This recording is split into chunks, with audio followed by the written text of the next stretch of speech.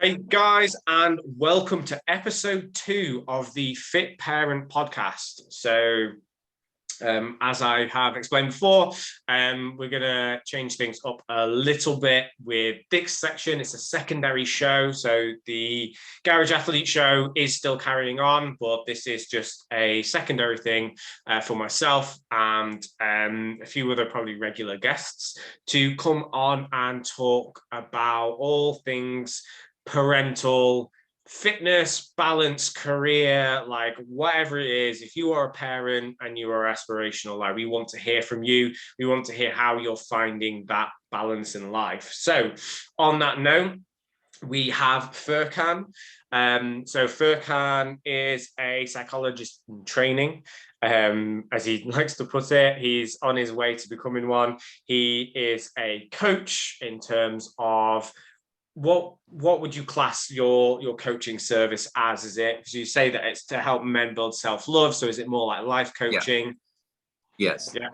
Yeah. So he's a life coach, he's a published author, and also runs his own podcast. So I thought it would be a great opportunity to get him on and talk all things dadding and how he finds that balance in life to be able to pursue all these things to do with his career, still have time for his kids, and also stay fit and healthy, both mentally and physically. So without further ado, I'll hand you over to Furkhan. Yeah, no, thanks for having me on, Donald. Appreciate it.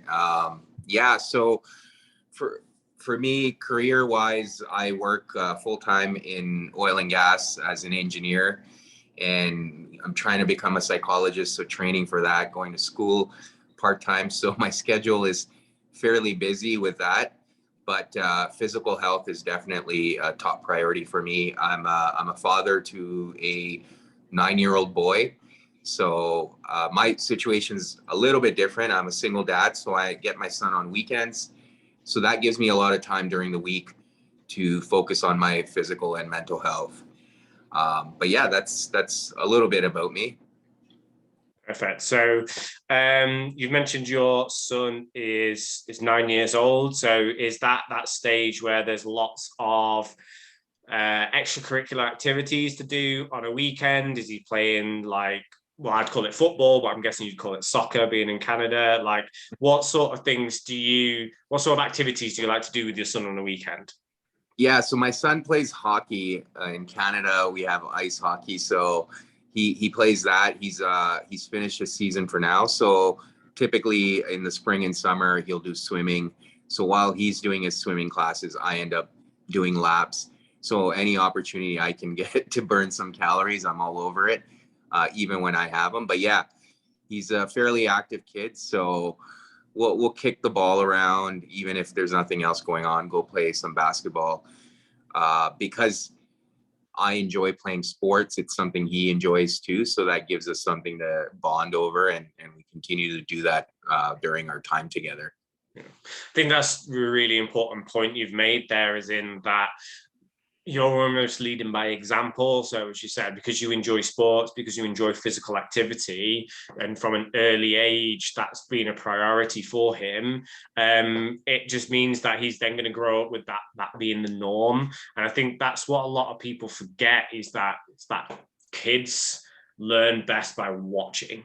You can say all the things of, oh, you shouldn't be eating junk food, but if you're eating like junk food, they're going to eat junk food. You should say, oh, you should be more active, you should be going and playing outside, not sat on your Xbox. But then in the evenings when they can see you, you're glued to your mobile phone. Like, it's kids don't respond well to do as I say, not as I do. You have to lead by example, especially when they're young. Like, once they're teenagers as well, they're going to call you out on your bullshit. Yeah. Like, if you're sitting there at a stone or two overweight and telling them they should be staying fit and healthy, they're going to be like, well, why should I? You don't. And then what response have you got to that? So yeah, I think that's really, really key. So what made you, how long have you been in oil and gas, and what made you decide you wanted to make the transition into being like a psychologist slash life coach? Yeah, no, great question. I've been working in the industry for 15 years now.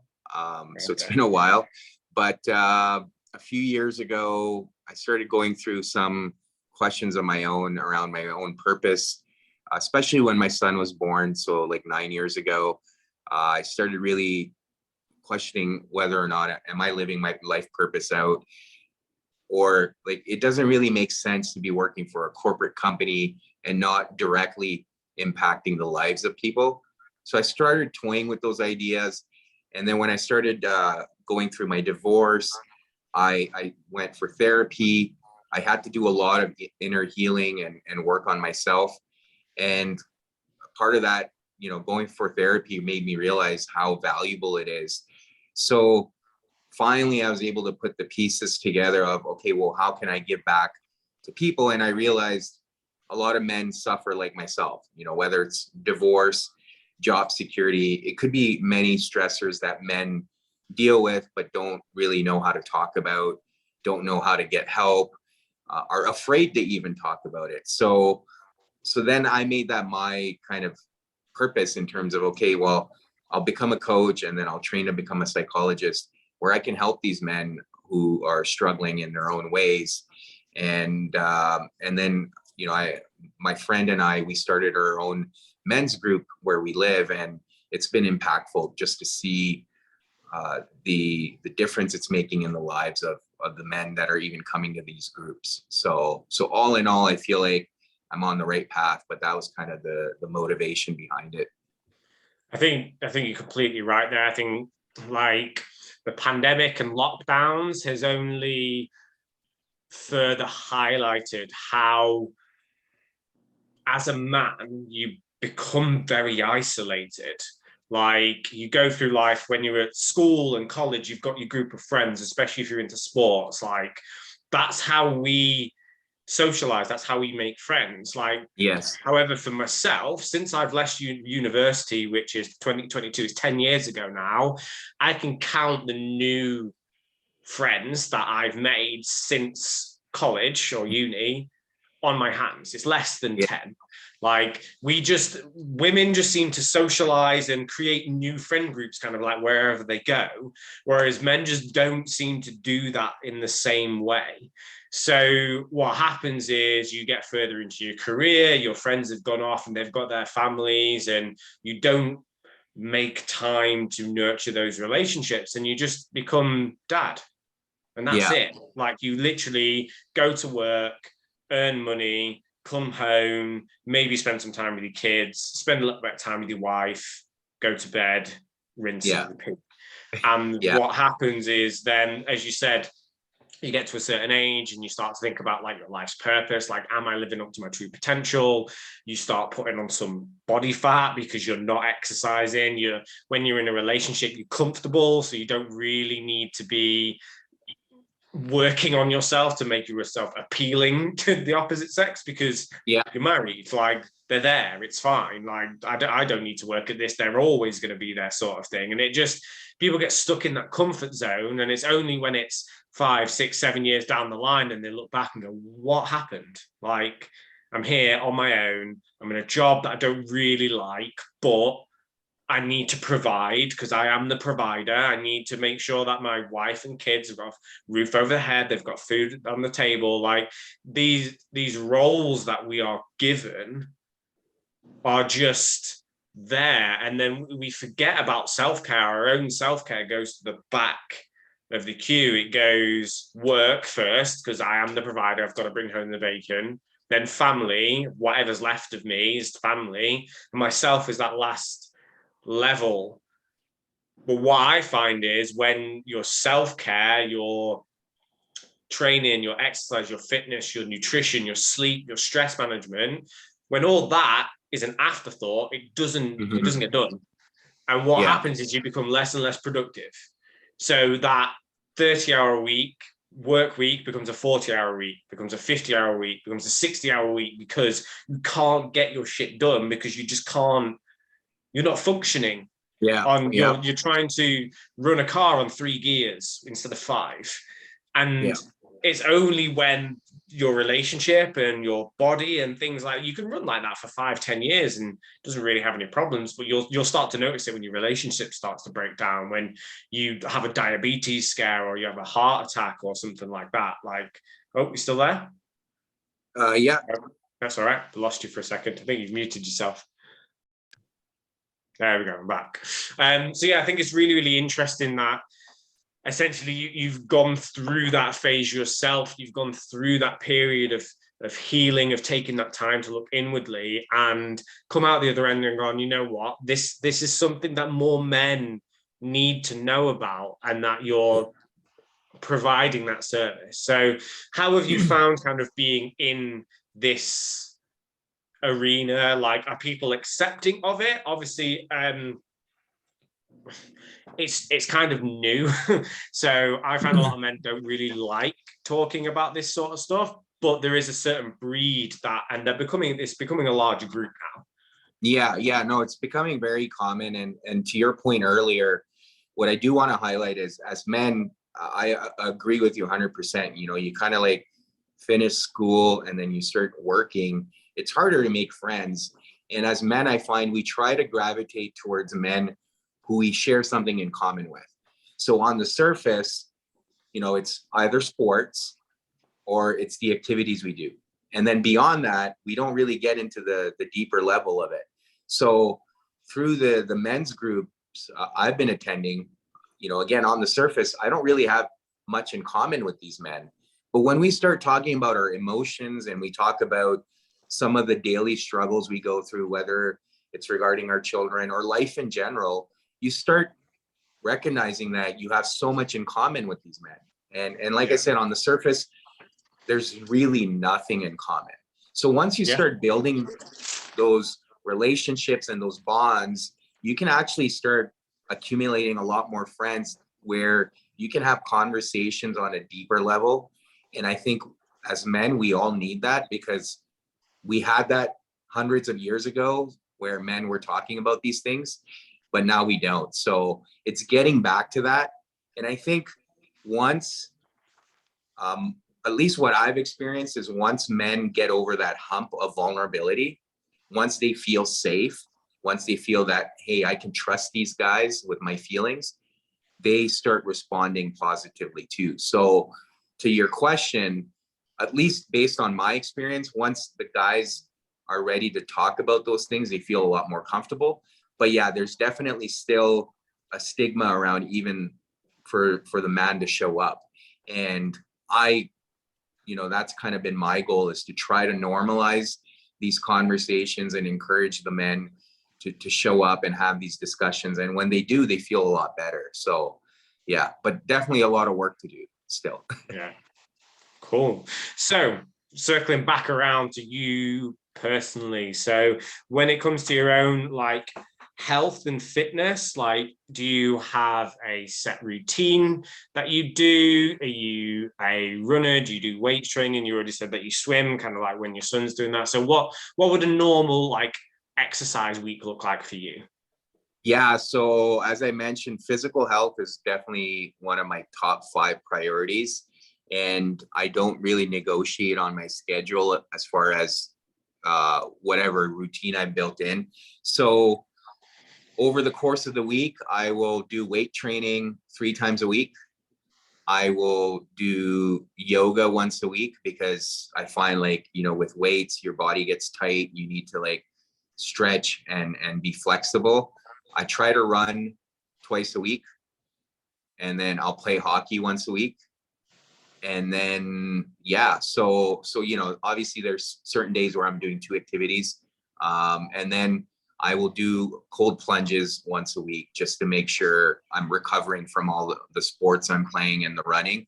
I've had cold plunges. That, do you have a nice bath at home, or do you literally just fill the tub up with cold water?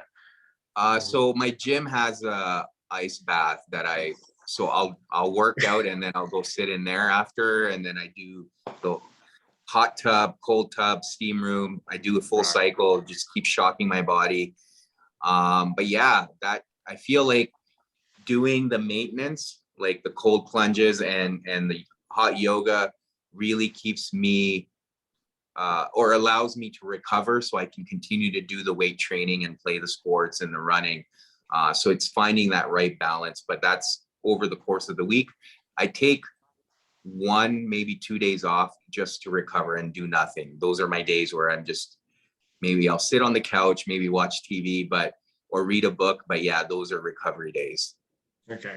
So in terms of your schedule, like in order to have all those activities in, I'm guessing you have to almost book those in as appointments with yourself. You've got a full-time job, you're studying as well to become a psychologist. Like those aren't, if you didn't make the time, do you think you would find the time to do these things? No, I wouldn't. And I experienced that last year where I wasn't very, almost disciplined about it. Like it was very loose. And I found like I would skip my workouts because people would be like, hey, let's go hang out. Now it's like, if people are like, yeah, let's go hang out, I'm like, yeah, I'll see you after my workout. You guys go ahead, I'll catch up. So it's, like I said, it's a non-negotiable. It's very much scheduled, not by the hour, but like, I know like Monday, Wednesday, and Fridays, like after work, I'm going to the gym. Like that's, so whenever I'm done work, I'm going straight to the gym. The yoga, it's Wednesday nights. I know like it's a set schedule so that I don't miss. So yeah, it's basically scheduling those things in and knowing which days of the week I'm doing those things. And then when people want to make plans, I schedule those plans around my workout schedule. Okay, so as you said, you've got like a skeleton structure of essentially the non-negotiables for the week. So where you're going to be, if you're playing hockey, that's going to be at a set time because you've got to have a team there, sort of thing. Yeah. When you've got your kid, again, there's going to be set activities in there. So you've got those non-negotiables and you know about those ahead of time, but you've also then got in your calendar, right, this is my time for me to work on my health and my well-being, just because you understand about the benefits outweighing the time that essentially you've got to invest in there. So that's really interesting that you say that, just because by the sounds of it, you're probably going to be busier than the average 9-to-5 worker with everything that you've got going on. So even though you are a single parent, so you only have your child like on the weekend, you're still working full time. You've still got education in there, by the sounds of it, and you're also running these groups, etc. So you've got lots and lots of spinning plates. So I think that's a good lesson to anybody who feels like they're too busy, is nobody is really too busy. You just don't see it as a priority. And that's also okay. Like at certain times in your life, exercise is going to become less of a priority. If you've got a newborn baby in the house, you're probably not going to be able to train 5 days a week just because they need you more than that. However, in the long term, that investment, it's like investing money. You've got to do a little and often for it to have like the best returns on it. And if you don't save at all and then you get to retirement and you're like, oh shit, maybe I should have started this a bit earlier. And that's why I mentioned like my situation's obviously different. I'm not a full-time parent, so that gives me more time for a lot of this. I did find, to your point, like once I was able to schedule very loosely the things I'm going to do for myself physically, I found like even when I need to make plans, like to socialize, it's a lot easier for me to make plans because I know exactly what my schedule is. The one thing I will add is the biggest game changer for me to be able to even do all these things and find the time and motivation was managing my sleep.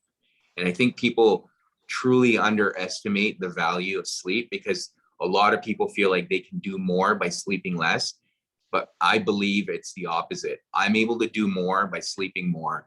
So my sleep is like also non-negotiable. Like I go to bed at a set time. I try to get my 8 hours in, and that gives me the energy to get through the day.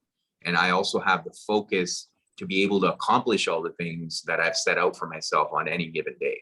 Now, there's going to be things that are outside my control that come up and that throw my schedule off every now and then. And that's okay too. Because a lot of the times people start, and I've experienced it as well, is they start feeling guilty. They feel shame for not being able to stick to their schedule. But you have to be accepting of the fact that things will not always work out, and there's always going to be things that come out from outside that you have to be able to manage. I think the best metaphor I ever heard for like having a schedule, it's like when you go on a trip and you have a map. So if you're wanting to go from, so just because I'm in the UK, I'm just going to use UK cities just because if I want to go from Grantham where I live to London, I'm going to type London into my sat nav and it's going to give me an ideal route. So if everything was fine, this is the route that you would take. That's like your schedule. It's if everything went to plan, this is how it would look. However, you might on that day get onto your route and there's an accident on the motorway, in which case your sat nav is then going to reroute you. It is going to make some changes. It's going to make some adjustments. It's not the ideal route. It's not going to get you there the perfect way. However, you're still going to get there. If you'd set off on your journey and you had roadworks or there was an accident, you wouldn't just throw the map out the window and go, fuck it, I'm just gonna wing it from here, which is what people seem to do with like life. They hit that first problem and they go, okay, my schedule's out the window now. Whereas actually what it allows you to do is go, okay, I've got this down on paper now. I can't do this because my son's sick or a business meeting's come up or something's happened. However, here's my schedule. So I have a bit of free time tomorrow at 3 p.m. I could do it then. And then it's a lot less stress because you're like, okay, I've moved that from there to there. It's still going to get done. It's just not going to get done where I'd originally planned it for. And I think people don't like scheduling because they're like, well, what happens if something happens? And it's like, well, shit's going to happen anyway. And then you've got to try and juggle all this stuff in your head. And that's then when it then becomes kind of stressful. So moving on from that, so when it comes to like your food, like how much do you look into your nutrition? Like, do you have a kind of like a set plan when it kind of comes to food? Do you try and like eat well? Do you kind of like track? Like what's your kind of strategy when it comes to food? Yeah, I mean, I don't track it. I mean, not formally, but for me, I do intermittent fasting. So I find that really helps also with my focus, especially in the mornings. So yeah, about 10 months ago, I just stopped eating breakfast. I listened to this one podcast from this doctor who said breakfast is really only something new. Like it was basically created 100 years ago. Like physically, we shouldn't be eating breakfast. Like it's just overconsumption, right? And we live in a society right now where there's overconsumption of everything. So I've started even looking at food. So yeah, with the intermittent fasting, I'll have like, there's this product called Athletic Greens. I don't know if it's in the UK. Yeah, so I'll just drink. It's not in the UK, but I listen to the Eric Thomas podcast and they're talking about it. They talk about it all the time on there.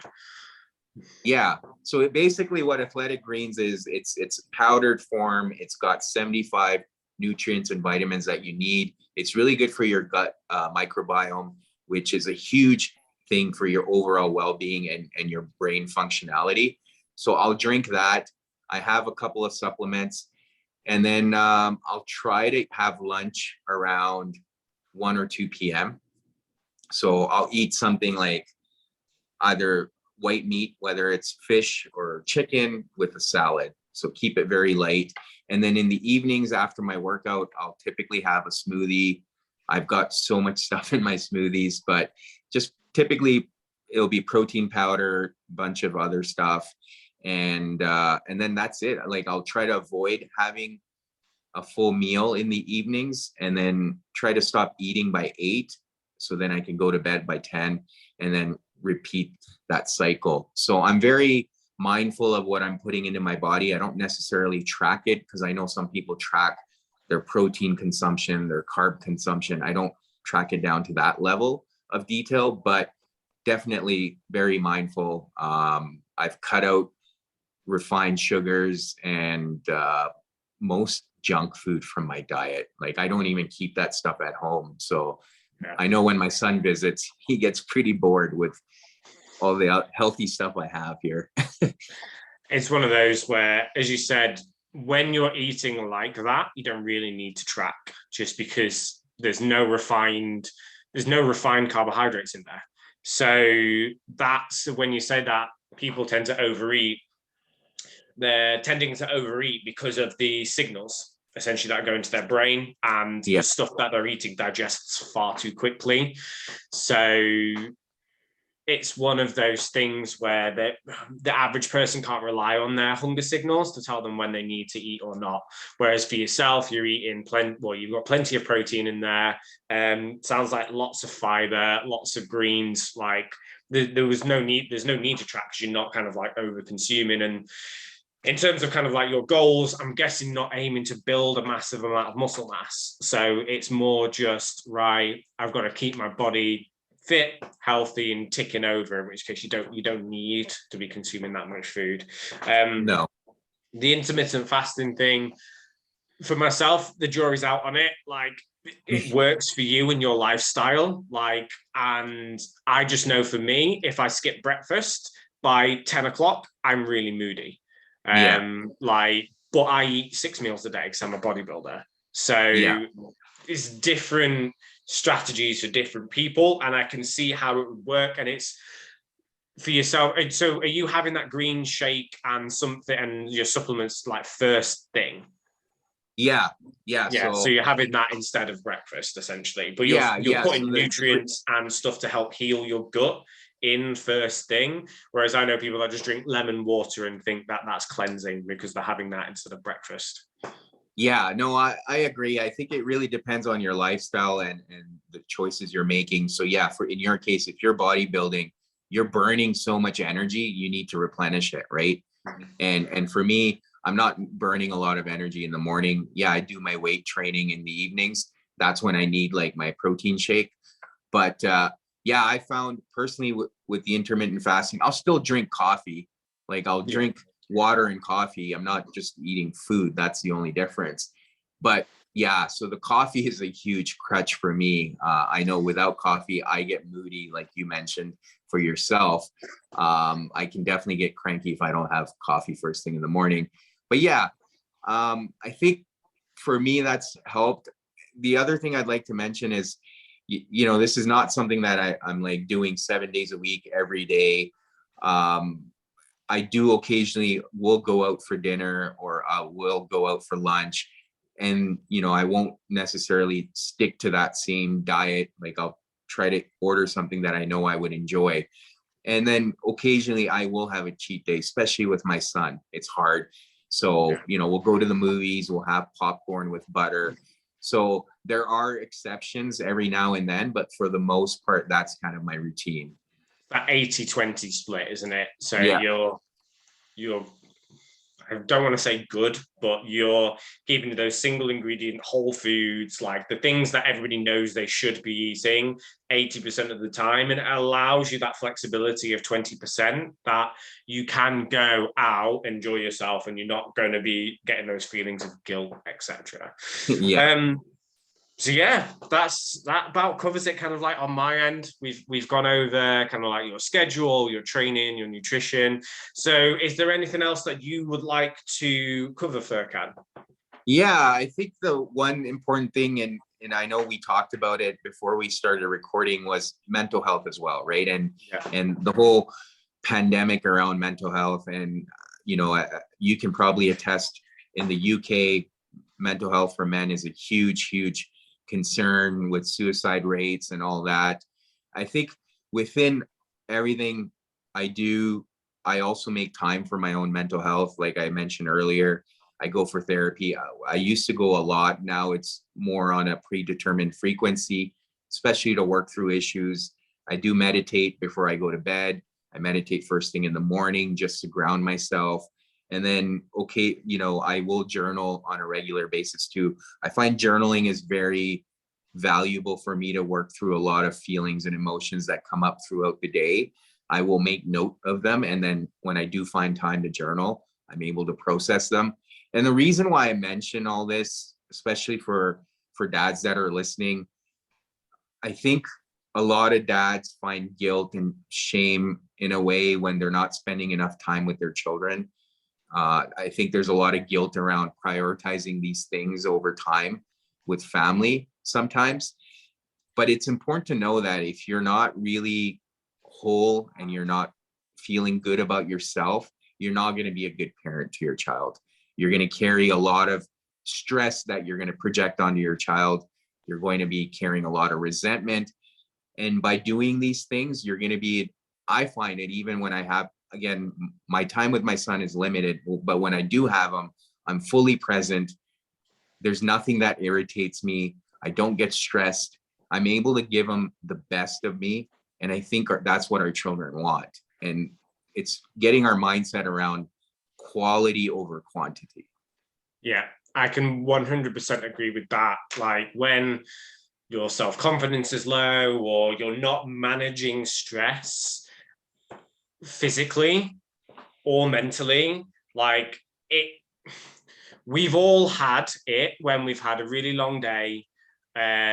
You come home from work and all your kid wants to do is just be there in your face, tell them about your day, blah, blah, and you're just like, just let me get through the effing door. Yeah. But they're so happy to see you. Yes. And you snap at them because you're just like, oh, just give me 5 minutes. And then it gets to later that evening, you're like, why did I do that? Like, all they wanted to do was tell me about their day. And that's just a very quick example of, like, just because you're there doesn't mean you're there. Yeah. Like, not taking that time to look after yourself mentally and physically, just because you're sat on the sofa with them watching TV doesn't mean you're spending quality time with them. They would rather you spend an hour engaged off your phone and not on a screen because, right, this is my time with you, because later on tonight I'm going to go to the gym and have my time with me, rather than having 2 hours sat watching film and not talking. And I think that's a really, really important thing to get across, because as you said, a lot of parents hold this guilt of either spending money on themselves rather than on something for the kids, or spending time on themselves rather than something for the kids. But what you also have to remember is when your child gets to 18, 20, I know the kids are staying at home longer now, eventually they are going to leave home. And they're going to set up on their own, and they're going to have a family of their own. And you're going to be left. If you've just spent the last 20 to 25 years not prioritizing yourself, what is going to be left when they leave? What is going to be left of your relationship? What is going to be left of your health? What is going to be left of you if you have given everything to them? And it's not, I might get bashed in the comments here, but it's not selfish to put yourself first to a degree. You have to look after, you can't pour from an empty cup. You can't run a car on an empty gas tank. You have to make sure that you are running yourself at 100% so you can give them the best version of you. And as you said, it's that quality over quantity. And if you feel like you've not got enough time, my first question to you is, do you have a schedule? And if you don't, spend some time looking at your schedule, and I can guarantee you will find some time in there where you're probably not being as productive as you think. Or another tip is go onto both Instagram and Facebook now have a screen time counter, and so does your mobile phone if you've got an iPhone. Go and have a look how much screen time you're spending over the week. And if it's any more than, say, half an hour a day, you've got time. Yeah, I agree. 100%. No worries, dude. Right. Well, I won't take up too much more of your time. So I just want to say thank you for jumping on and being the first guest of the Fit Parent podcast. I need to make, there's so many different names now, I get confused. And it's been a pleasure to have you on, Furkhan. Yeah, no, thank you for having me on. I really appreciate it. And this was a good conversation. So thanks. Perfect. So if the guys want to come and find out about like your content in terms of like coaching, or go and listen to your podcast, where can they find you? Yeah, so I'm primarily active on Instagram. My handle is at Unoyazen. That's spelled EUNOYAZEN. And the podcast is Easy Conversations. So it's EZ Conversations, available on all podcast platforms. But yeah, those are the two best ways. If people want to listen to the podcast, go check it out. Otherwise, yeah, I'm on Instagram, always looking forward to talking to people, answering questions, and helping in any way I can. Perfect. And I will pop both those links into the show notes as well, guys. So make sure you check that out there. But yeah, it's been great to chat to you today, mate. And hopefully I'll speak to you again soon. Sounds great. No worries, dude.